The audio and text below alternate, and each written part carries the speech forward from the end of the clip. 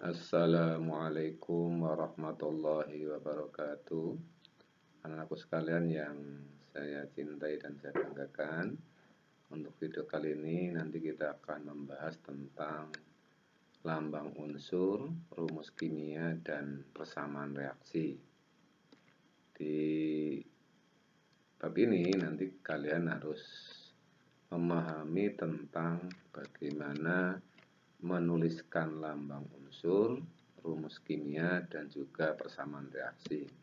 Di samping kalian juga nanti harus bisa menerapkan tentang penulisan lambang unsur itu dan juga rumus kimia pada suatu persamaan reaksi. Baik, kita mulai dari bagian yang pertama, yaitu tentang lambang unsur. Unsur yang jumlahnya 100 lebih itu perlu diberi lambang atau simbol unsur, atau simbol unsur agar mudah di dalam mengenali atau mengidentifikasi untuk unsur tersebut. Ahli yang pertama kali membuat aturan tentang penulisan lambang unsur adalah ahli yang bernama Berzelius. Perhatikan beberapa contoh tentang penulisan lambang unsur. Beberapa hal penting yang perlu kalian perhatikan dalam menuliskan lambang unsur adalah bahwa lambang unsur ada yang berupa 1 huruf dan ada yang 2 huruf. Nah, untuk aturannya, yang 1 huruf itu huruf besar, sedangkan yang 2 huruf itu ditulis huruf pertama huruf besar dan huruf kedua huruf kecil.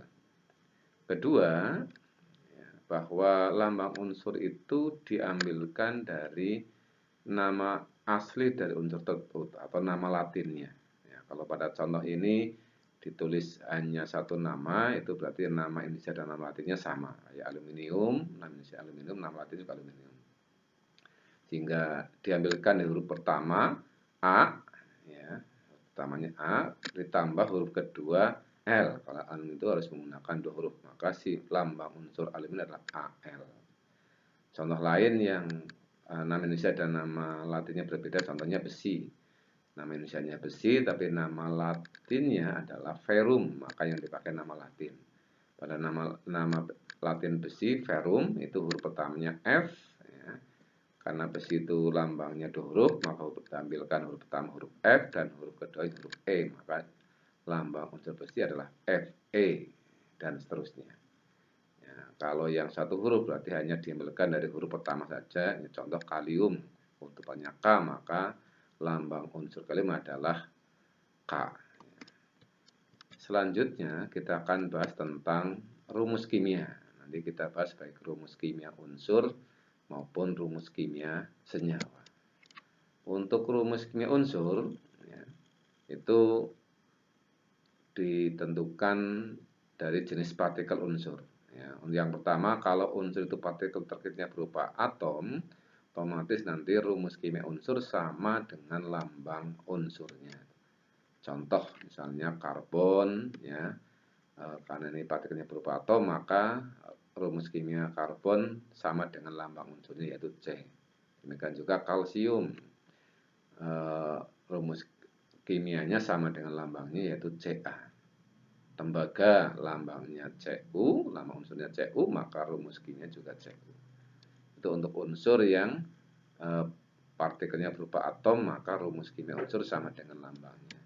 Sedikit berbeda dengan unsur yang partikelnya berupa molekul. Masih ingat di bab pertama yang namanya molekul itu adalah gabungan dari beberapa atom. Ada beberapa unsur yang ternyata molekulnya terdiri dari 2 atom, sehingga di dalam penulisannya, ya, itu ditulis seperti ini. Contoh hidrogen, unsur hidrogen itu berupa molekul, partikelnya 1 molekul terdiri 2 atom hidrogen, sehingga rumus kimia hidrogen adalah H2. Kalau lambangnya H, rumus kimianya H2. Contoh lagi misalkan nitrogen. Kalau lambang unsur nitrogen itu N, maka rumus kimia unsur N2. Oksigen, lambang unsurnya adalah O, rumus kimianya O2, dan seterusnya. Jadi diberi angka di belakangnya, angka yang namanya indeks. Ya, angka 2 itu indeks. Selanjutnya rumus kimia senyawa. Di sini rumus kimia senyawa ada dua macam, ada rumus molekul dan juga ada rumus empiris. Yang namanya rumus molekul itu adalah rumus yang menyatakan tentang jenis dan jumlah atom yang menyusun suatu molekul. Sedangkan rumus empiris atau rumus yang menyatakan jenis dan perbandingan atom dari unsur yang menyusun suatu senyawa. Perhatikan pada contoh berikut. Ini beberapa senyawa dituliskan baik rumus molekul maupun rumus empirisnya. Ada beberapa hal yang perlu kalian perhatikan. Ya. Perhatikan bahwa di sini ada yang senyawa-senyawa yang rumus molekul dan rumus empirisnya sama. Seperti senyawa air, itu rumus molekulnya H2O, rumus empirisnya juga H2O. Amonia, rumus molekulnya NH3, rumus empirisnya juga NH3. Nah, beberapa senyawa lain, rumus molekul dan rumus empiris berbeda. Ya, itu yang pertama. Yang kedua, yang kalian perhatikan juga, ternyata ada beberapa, ya, dua senyawa misalkan di sini, rumus molekulnya berbeda, tapi rumus empirisnya sama. Misalkan antara asam cuka dan glukosa. Asam cuka rumus molekulnya CH3COOH, kemudian glukosa rumus molekulnya C6H12O6. Tapi ternyata dua senyawa itu mempunyai rumus empiris yang sama, CH2O. Nah, ini. Mengapa bisa demikian? Perhatikan pada persoalan berikutnya, yaitu tentang bagaimana cara menghitung jumlah atom dalam rumus kimia. Ayo kita lanjutkan tentang cara menghitung jumlah atom dalam suatu rumus kimia. Jumlah atom dari suatu unsur dalam rumus kimia dinyatakan oleh angka yang disebut dengan indeks. Perhatikan contoh berikut. Misalkan satu molekul air ditulis, molekul itu adalah H2O. H2O. Sehingga di sini terdiri dari atom H dan atom O. Atom H-nya 2, ya. Kemudian atom O-nya 1. Sesuai dengan indeksnya, H2O berarti hanya 2, O-nya 1. 1 tidak perlu tulis. Contoh berikutnya, misalkan kalau H2O-nya atau airnya ada 2 molekul, maka tulis 2H2O. Ya, kalau tadi angka 2 yang ini indeks, sedangkan angka 2 yang depan rumus kimia itu namanya koefisien. Perhitungannya menjadi atom H yang tadinya 2, kalikan dengan koefisiennya 2, jadi 2 kali 2, 4. Sedangkan atom O-nya yang tadinya 1, juga kalikan 2. 1 kali 2 sama dengan 2. Contoh berikutnya, kalau nanti ditulis 3 molekul H2O, ya, maka penulisannya adalah seperti ini. 3 molekul H2O, 3 molekul urea. Ya, urea itu rumus kimianya CONH2 2 kali. Nah, maka perhitungan atom-atomnya adalah atom C yang tadinya 1 kalikan 3, sama dengan 3, atom O-nya yang tadinya juga 1 kalikan 3 juga sehingga sama dengan 3, sedangkan atom N-nya pada rumus molekul ini N-nya itu 2, atom N-nya 2 juga dikalikan 3 sehingga menjadi 6. Untuk atom H-nya yang tadinya hanya itu 4, ini 2 kali 2 itu 4, dikalikan 3 juga sehingga sama dengan jumlahnya sama dengan 12.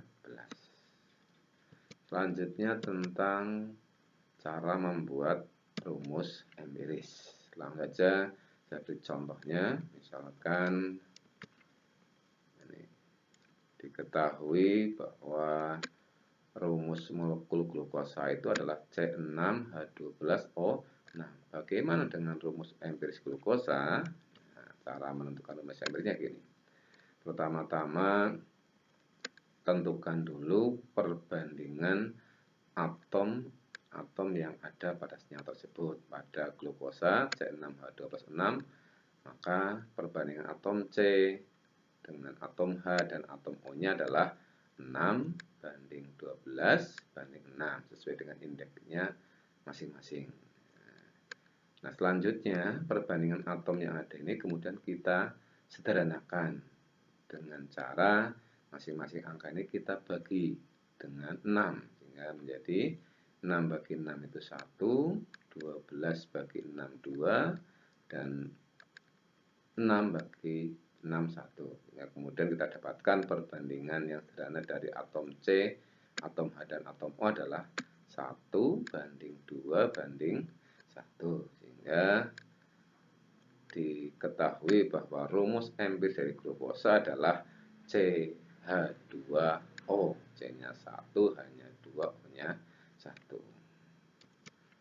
Kalian tentu saja bisa memahami ya, mengapa rumus molekul air sama dengan rumus empirisnya yaitu H2O. Kenapa demikian? Ya, karena pada rumus molekul H2O itu perbandingan H dan O-nya 2:1 adalah perbandingan yang sudah sederhana, tidak bisa disederhanakan lagi, sehingga dalam hal ini untuk senyawa air rumus empiris dan rumus molekulnya sama. Berikutnya kita akan bahas tentang cara memberi nama senyawa yang termasuk senyawa yang sederhana. Dalam ini adalah berupa senyawa biner. Yang namanya senyawa biner itu adalah senyawa yang hanya terdiri dari 2 jenis unsur. Nah, penamaan senyawa biner itu mudah, yaitu kita tinggal menggabung atau merangkai nama kedua jenis unsurnya dengan menambahkan akhiran ida pada nama unsur yang kedua. Perhatikan contoh, misalkan HCl, H itu hidrogen, Cl itu klor. Nah, maka penamaan senyawanya adalah hidrogen klorida. Contoh lain, H2S, H itu hidrogen, S itu sulfur. Nah, kita tinggal mengganti akhirannya sulfur menjadi akhiran ida jadi sulfida, sehingga H2S namanya jadi hidrogen sulfida. Nah, dalam hal ini nanti ada beberapa jenis unsur yang ketika membentuk senyawa ternyata senyawa tidak hanya satu macam. Jadi nanti ada beberapa unsur ketika bersenyawa ternyata senyawa terbentuk tidak hanya satu tapi 2, 3 atau bahkan lebih. Nah, untuk yang demikian maka antara senyawa satu dan yang lain dibedakan dari jumlah masing-masing atom ya, dengan menambahkan di depan nama unsur itu awalan ini ya. Kalau jumlah 1 itu mono, 2 itu di, kalau 3 tri, 4 tetra, kalau 5 penta. Contoh, persenyawaan antara karbon dan oksigen C dengan O itu ada 2 macam, ada CO, ada CO2. Maka untuk membedakannya ini dibedakan berdasarkan jumlah O-nya. CO itu berarti O-nya 1 itu mono. Kalau CO2 berarti O-nya 2 itu di. Maka untuk yang senyawa CO namanya menjadi karbon monoksida, sedangkan yang CO2 itu senyawa namanya karbon dioksida. Persenyawaan antara nitrogen oksigen itu beberapa macam. Di sini saya tuliskan 2 saja. Ada yang N2O, ada N2O3. Yang N2O maka namanya menjadi dinitrogen monoksida. Di artinya 2, jadi nitrogennya 2, mono itu 1, oksida oksigen, berarti oksigennya 1, N2O1, N2O namanya dinitrogen monoksida. N2O3 berarti N-nya 2, O-nya 3, 2 itu di, 3 tri, maka nama senyawa ini adalah dinitrogen trioksida. Oke, kita lanjut tentang persamaan reaksi. Yang namanya persamaan reaksi itu adalah cara untuk menyatakan perubahan zat-zat ya, dari zat asal atau disebut dengan reaksi atau reaktan jadi zat-zat yang baru atau disebut dengan produk. pada persamaan reaksi, zat-zat yang terlibat dalam suatu reaksi itu ditulis rumus kimianya. Contoh, misalkan antara reaksi hidrogen dengan oksigen yang menghasilkan air, maka ditulis hidrogen rumus kimianya H2, oksigen O2, sedangkan air itu H2O. Tanda panah yang ditulis dalam persamaan reaksi itu menunjukkan tentang arah reaksi dan dibaca jadi bereaksi menjadi. Jadi pada contoh tadi berarti hidrogen bereaksi dengan oksigen berubah menjadi atau bereaksi menjadi air H2O.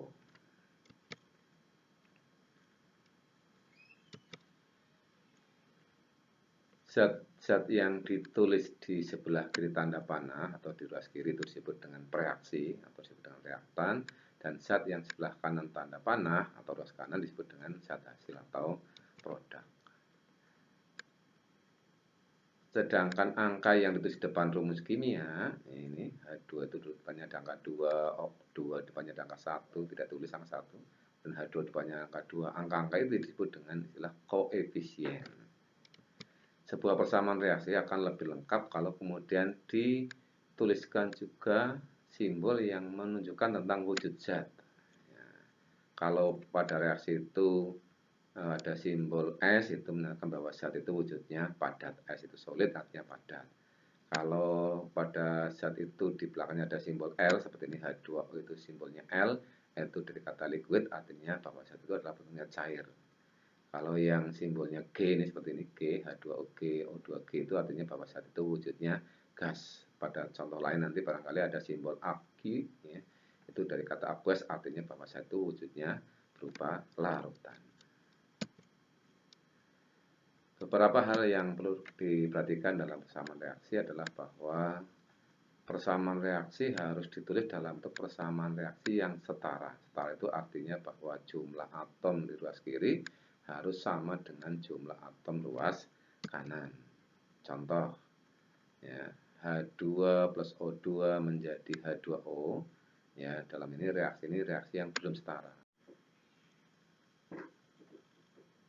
Beberapa hal yang perlu diperhatikan dalam persamaan reaksi adalah bahwa persamaan reaksi harus ditulis dalam bentuk persamaan reaksi yang setara.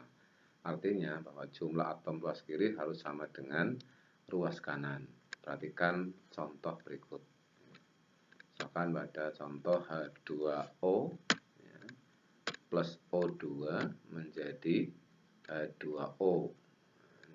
Ini reaksi yang belum setara karena jumlah atom-atomnya belum sama antara kiri dan kanan. Kalau hanya sama, kiri 2, kanan 2. Tapi O-nya kiri 2, kanan 1 belum sama. Ketika pada persamaan reaksi ada satu saja atom yang belum sama jumlahnya antara kiri dan kanan, maka reaksi itu reaksi yang dikatakan belum setara. Menjadi setara yaitu ketika kita tambahkan angka yang namanya koefisien. Reaksi di atas menjadi setara ketika di depan H ditambah angka 2, di depan H2O ditambah juga angka 2. Maka reaksi menjadi reaksi yang sudah setara. Hanya menjadi 2 kali 2, 4. Yang kiri, yang kanan juga 2 kali 2, 4 sama. Sedangkan O kiri 2, ini yang kanan 2, 1 kali 2, 2. Jadi kiri 2, kanan 2 sama. Ketika semua atom sudah sama, kiri dan kanan, maka reaksi sudah setara. Bagaimana cara menyatakan reaksi? Nah, untuk cara menyatakan reaksi atau cara menentukan koefisien adalah kita perlu melakukan 3 langkah. 1. Samakan atom-atom selain H dan O. Kemudian yang kedua, samakan atom H, dan ketiga, samakan atom O. Perhatikan contoh berikut.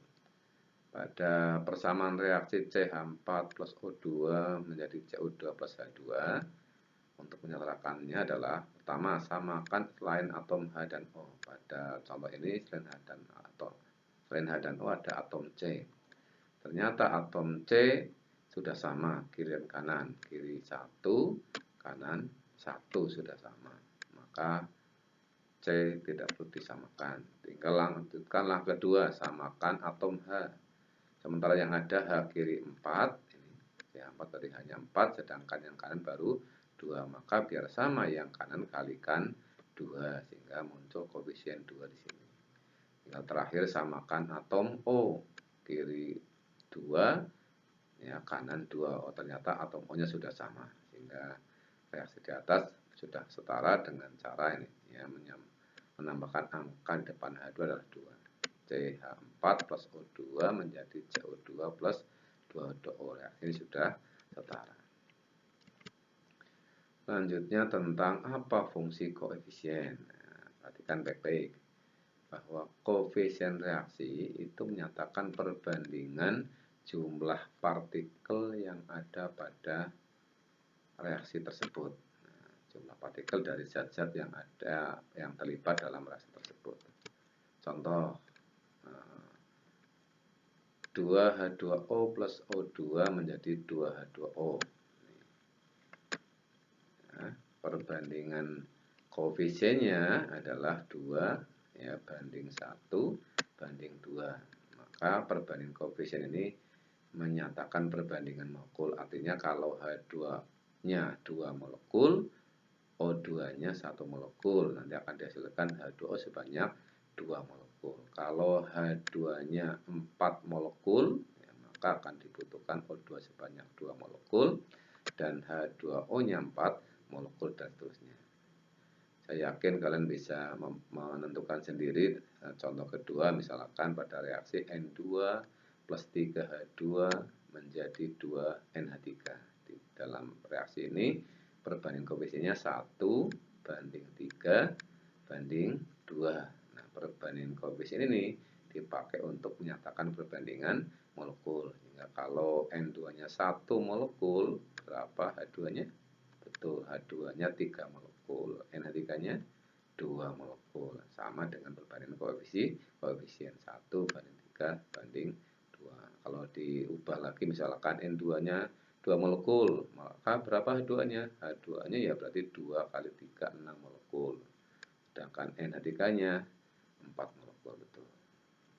Saya kira demikian yang bisa kita bahas pada kesempatan kali ini. Kalau sekiranya kalian belum begitu memahami, kalian bisa mengulang-ulang video ini sehingga kalian jadi paham. Sekiranya sudah paham, kalian bisa mencoba tugas yang nanti akan diberikan. Selamat belajar, semoga sukses. Demikian, terima kasih atas perhatiannya. Assalamualaikum warahmatullahi wabarakatuh.